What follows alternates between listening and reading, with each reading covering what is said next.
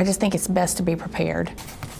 The proactive approach to keep our seniors safe if and when coronavirus hits Greater Cincinnati. I don't think people were as worried a week or two ago as they are starting to get more worried now. Debbie Kirshner runs Spring Hills Middletown Assisted Living, home to about 75 people who fall among the most vulnerable age group. While if we were to get the coronavirus, we would get sick, but if our residents get the coronavirus, it's likely that they would die. Case in point, residents at the Life Care Center nursing home near Seattle, Washington, now in quarantine after several residents and a staff member tested positive. At least 5 infected patients have now died.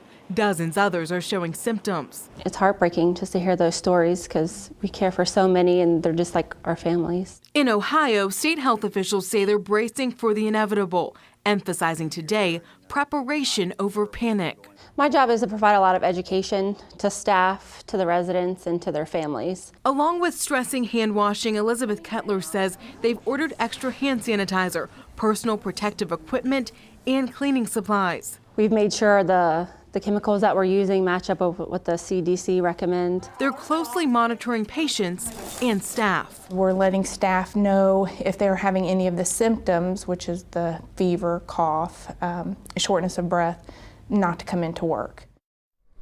Now, if a resident at the facility comes down with coronavirus, there is a plan in place. They would immediately contact the health department. Residents would have to stay in their individual apartments, and the facility would set up stations outside each one of them for staff to change in and out of protective equipment.